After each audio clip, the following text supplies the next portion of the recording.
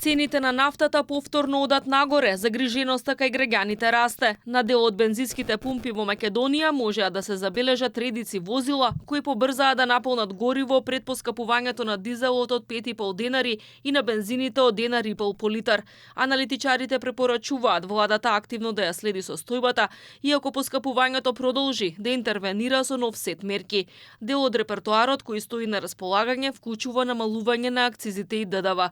Бараат големо штедење на државните пари за да може да се воведат соодветни мерки за одржување на животниот стандард. Сето тоа зголемување владата се обидува за целиот или се обидувала да го надополни према граѓаните, за да граѓаните не го почувствуваат тој негативен ефект кој се случува од геополитичките случувања, особено со цената на нафтата. И сега нормално е ребалансот да повлече такви одредени активности. И на крајот на денот би било добро во тој ребаланс да се скрати од нешто што е непродуктивно. Како секој што имало во нашата држава уредување на канцеларии, ред други активности и апсолутно се предвидуваат средства. Од владата смируваат. Надлежните институции континуирано ја следат и анализираат состојбата на пазарот. Во овој момент се уште е активна одлуката за кризна состојба на пазарот со нафтени деривати до 20 јули, но доколку околностите го наложат тоа, владата ќе ги разгледува сите можности и мерки кои стојат на располагање, што вклучува и продолжување на кризната состојба.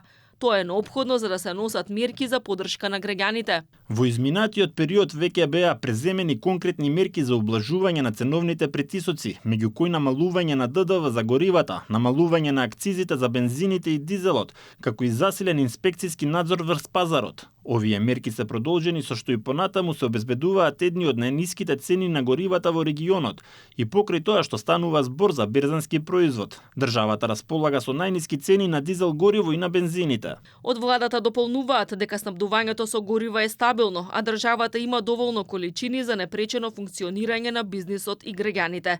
Во услови на најголемата светска енергетска криза, Македонија успеа да задржи најниски цени на дизелот и бензините во регионот. Засега е неизвестно до кога ќе трае кризата на Блискиот Исток, бидејќи ситуацијата од ден на ден постојано се менува, а привремениот мир повторно беше нарушен и ги дигна цените на нафтените деривати.